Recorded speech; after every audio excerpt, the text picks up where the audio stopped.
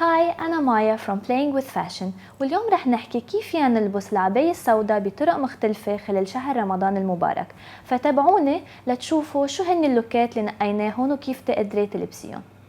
العباية اللي رح نستعملها بهاللوكات هي العباية السوداء البسيطة يلي ما فيها كتير ألوان أو تطريزات زيادة، بيجي فيها بس الليس.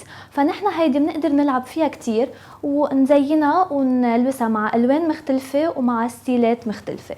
أول لوك اللي رح نستعمله هو اللوك الكاجوال يلي هو اللوك البسيط. فينا نلبسه مع الجاكيت الجينز for a very casual look، يعني هيك كتير إذا رايحة أنت على مطرح بسيط مع رفقاتك أو مع إخواتك أو مع أهلك. حتى فيك تلبسيه هيدا بالبيت. وأكيد الشوز اللي رح نلبسه معه هو الشوز التومز. فيك تبدلي بكونفرس إذا ما عندك التومز.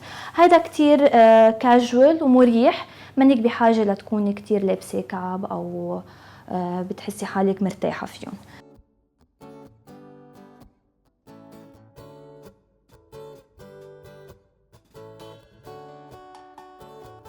هيدا كان الفيرست لوك. للسكند لوك رح نروح شوي اكتر مع البرنتس، بنفوت مع البلاك عباية، بنفوت البرنت يلي هو كتير دارج هلا بالصيفية يلي هو الورد الفلورال برنت. هيدا كتير حلو لانه في اول شي البلاك منه كتير فاقع، ففيك تلبسيه خلال شهر رمضان. الالوان اللي فيه رايقه، بنفس الوقت بتزين العبايه اللي انت لابستيها وما تكون كتير فاقعه بالالوان. اللي فيك تلبسيه معه هو البالوري الحمراء، كمان هو لوك كتير مريح بس بنفس الوقت ملون ومش كتير كاجوال مثل هيداك. اللون الأحمر فيك تستبدلي بألوان تانية مثل الأورانج أو الأزرق أو البيربل إذا أنت ما عندك اللون الأحمر.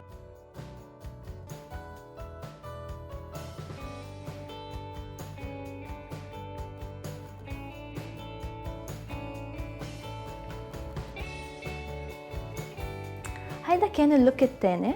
وللوك الثالث بقي عنا نستعمل اللوك يلي هو شوي للمناسبات الكبيرة أكتر، إذا رايحة مع عائلتك أو مع قرايبينك على إفطار عند بيت جدك أو عند عمك أو خوالك. فهيدول بدك تكوني مبينة لائقة وأكتر من الكاجوال اللي أنت كنتي عم تستعمليه عادة.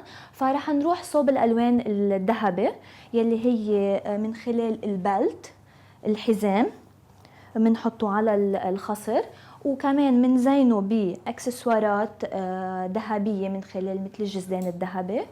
وفينا كمان اذا انت بتحبي تلبسي كعب، هلا اذا ما بتحبي تلبسي كعب فيك تلبسي بالورين ذهبيه، بس هو كمان بيطلع كتير حلو معه الكعب الذهبي على هذا الشكل صندال.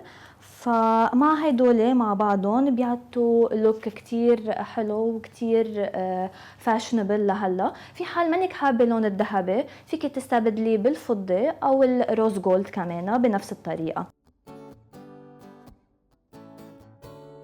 فيك تحطي الإشارب أو المنديل بألوان مختلفة اللي أنت بتحبيهم ليعطوا الإيماج أو الإيمج الحلوة اللي أنت حابة توصليها.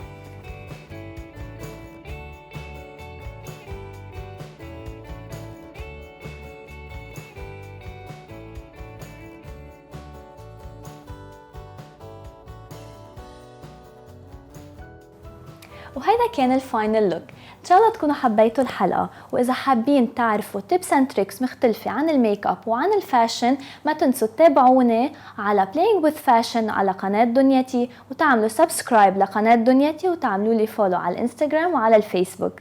باي.